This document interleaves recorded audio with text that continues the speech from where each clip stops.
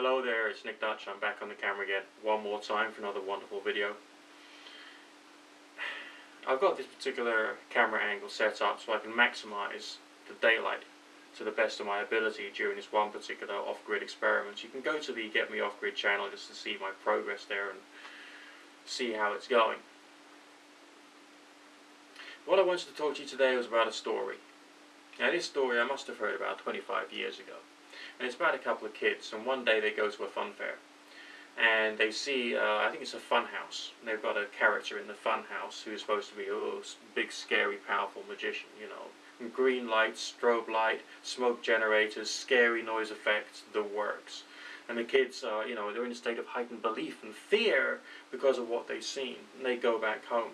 And they're still afraid. Even after dinner time, they're still afraid. It comes up to bedtime, okay? And they're still afraid. And the next day, first thing in the morning, they all get together and they discuss that they're going to go back there and they're going to talk to this apparent great wizard and ask them to, do some kind of like scary spell.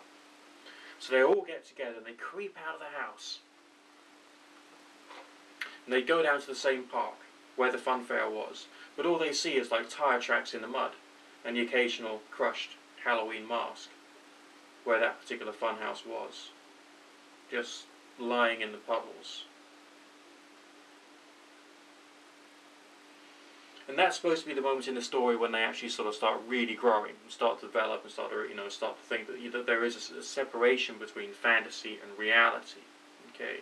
Now within occultism, we have a difficulty because we try and use fantasy to assist us in creative visualization, so we can try and generate something that's going to work for us. But we've got to think about when we have those fun fair moments, when we have the moment when the clarity of thought comes that although we may be doing a visualization, the visualization isn't necessarily true.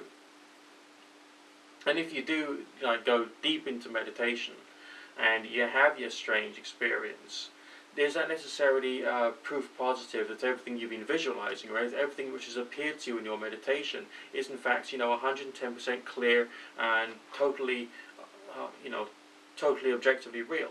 To which the answer there is no. What we're doing is we're trying to use fantasy to help us to achieve something which appears to have some kind of existence in the world. I mean, one prime example is when you try and do a spiritual healing on somebody and they say that they feel heat coming out of your hands. The first time I tried this on somebody, I had to visualize and also breathe the lights and the healing energy from my abdomen through the chest, down the arms, and to the subject. But my hands were like about that far away from their back. So there's no real way in which they could feel like intense heats coming out of my hands. But yet that's what they claimed. Fire and lightning was the words that the lady used. But that was as a result of visualization. But was the stuff coming out of my hands, if there was any, was it really necessarily the way in which I was visualizing it? Not necessarily. So we're always in this state of ambiguity as to when we're having these moments.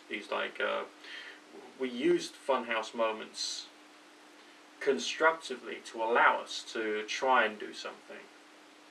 But afterwards, we still need to revisit the fun fair, so to speak, revisit the park, to work out what was true, what wasn't true, what could be true. We've got enough room to hypothesize and to speculate, but we can't still lay down hard and fast facts. The story that I gave you about the kids, sneaking out of the house, that was a fictitious story. And it was essentially from an atheistical point of view, or from a strongly doubting point of view, which has its benefits. But I'm not discussing occultism from a doubting point of view. I'm discussing it from a curious experimental point of view, but pointing out to you that some moments of doubt are useful. There are people who want to stay in that funhouse mentality, and I think that's one of the reasons why there's so many new and strange interpretations of faith and so many hard truth claims which are laid down as a result of people's need to maintain the first fun fair moment, so to speak.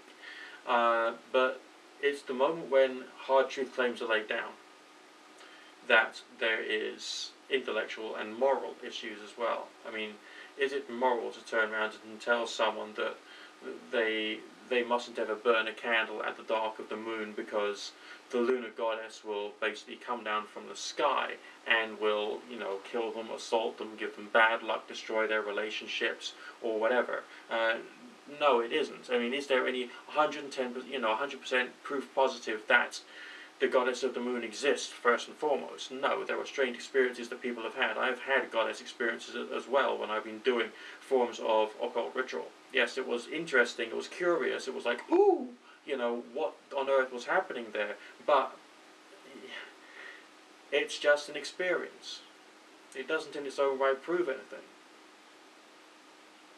Apart from to say that strange experiences can be had. So we need to revisit stuff.